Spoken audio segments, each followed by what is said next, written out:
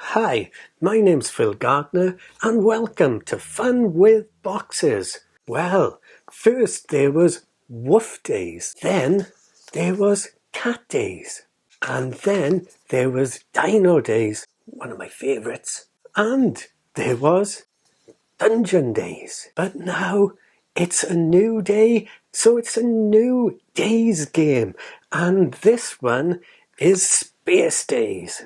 Look at that.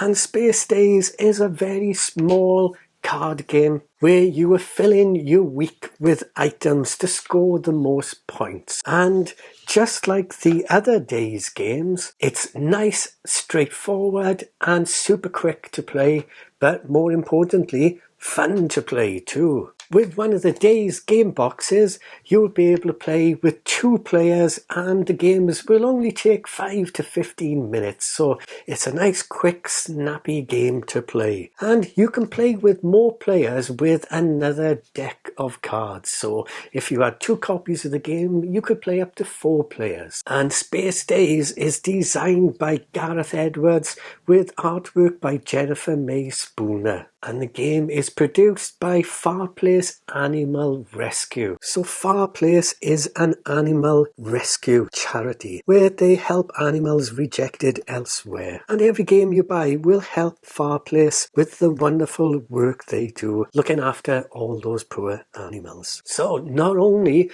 will you be having a load of fun, but you will also have that knowledge that your money has gone to help Farplace Animal Rescue charity. So it's a bit of a win-win situation there, isn't it? Well, Gareth of Farplace Games was very kind and sent me a prototype copy of Space Days for me to show you today. And I'd like to thank Gareth for doing that because we have taken a look at his previous games and I really enjoyed bringing them to the channel for people to see. So before I take a look at how to set up and play the game, let's take a Fun with Boxes look at what you get in a game of Space Days.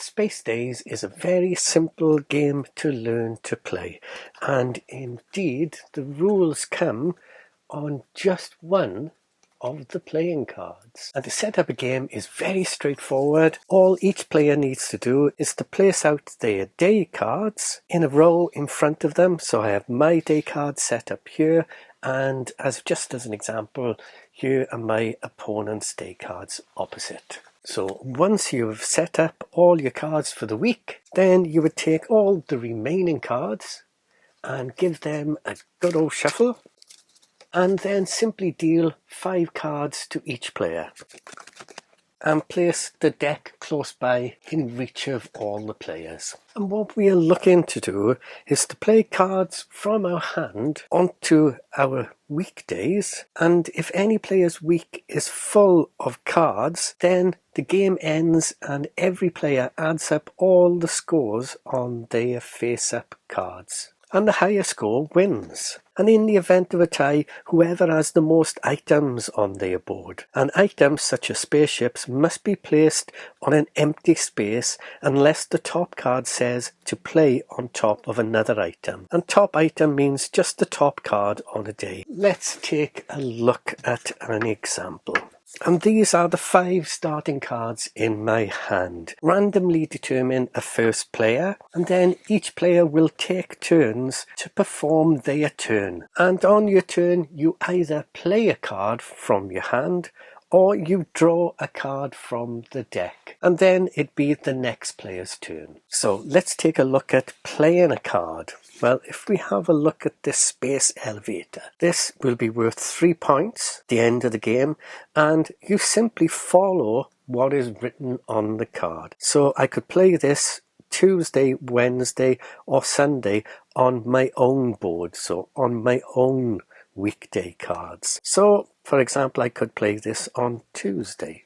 And then it would be the next player's turn. So perhaps they've played some space junk, which will be worth 1 point for them at the end of the game. So I've got a flying saucer for my turn, and it's worth a whopping 6 points. And as it says on the bottom of the card, I can play on any day on my own board as long as the adjacent days are unoccupied. So I could play this on Friday here, because the spaces adjacent to it are unoccupied. And now I'm down to 3 cards in my hand. And then perhaps my opponent would play Space Scavenger, and that says to play on any day on any board next to space junk. They have 6 points and they can only play it next to space junk which they have.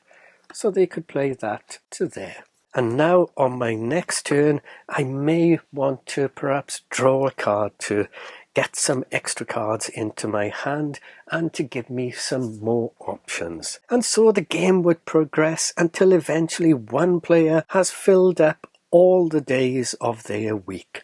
And so, for example, if I've completed all the days of my week, the game would end, and then we would add up all the points on the topmost card. So in this example, I would have 7, 8, 9, 10, 16, 21, 23 points.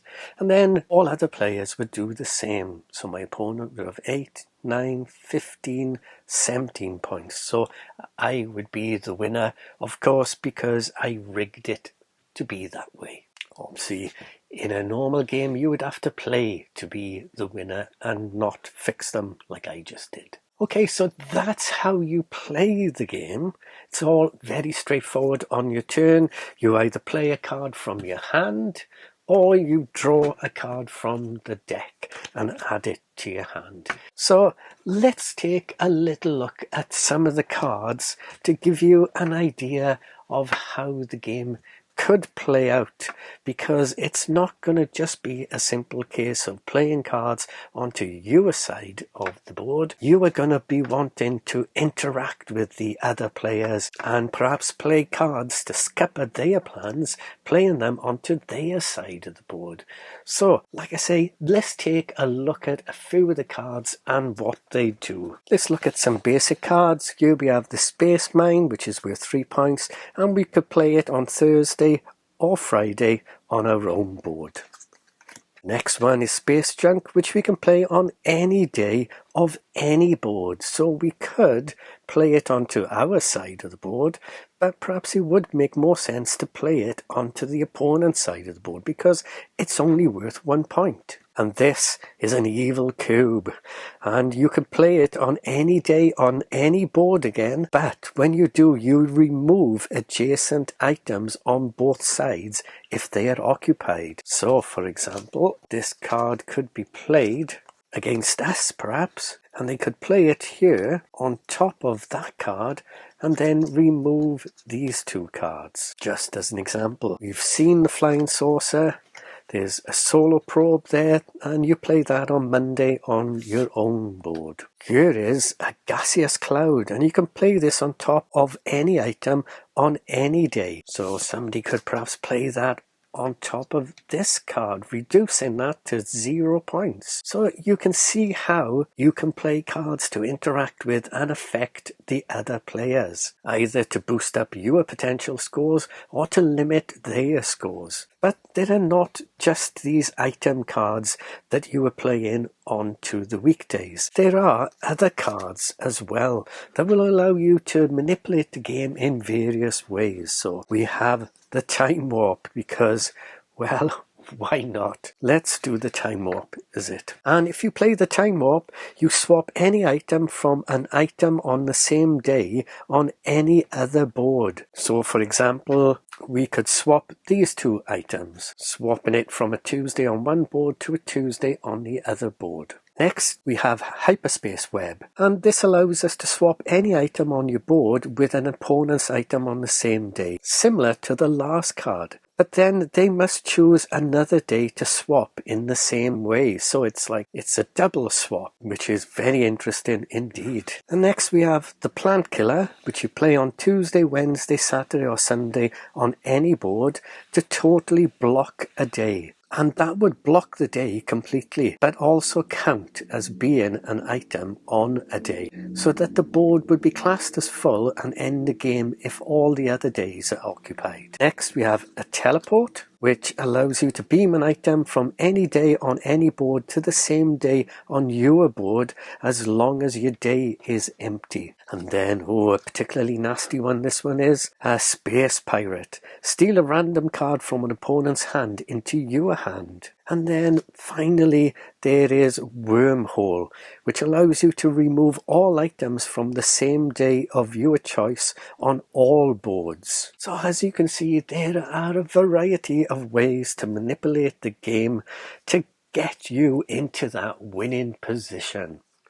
Well, there you are, that's Space Days from Farplace Games. A short and simple card game for all the family there, with a lovely science fiction space theme. And these games are great to carry around with you and play because you can set up a game quickly and play it in 5 to 15 minutes. So it's an ideal little filler game. If you've only got a quarter of an hour and you're waiting to do something, you could just set this quickly up and have a nice little battle of a game there. Like I say, this game will also help the Farplace Animal Charity. So that's a very nice thing too. Well, Space Days, like the other Days game, has an element of take that in it. So you need to bear that in mind. That players will be trying to disrupt your side of the board as you are trying to build up the most points. Well, they could be playing cards which could directly affect you. Space Days is an interactive game, so you need to bear that in mind. I really like the Days games because they are just simple fun. And if somebody does disrupt your plans and ruin everything, well, you can always play another game straight away and see if you can get your revenge. A small box game, easy to play. What's not to like about it? A big fun with boxes thumbs up for Space Days from me. Well, there you have it. I do hope you enjoyed taking a look at Space Days. If you did, please click the like button and also hit that subscribe button. That would be great to help grow the channel, and I would really appreciate that. And as always, thanks so much for watching. Please do take care, and bye for now.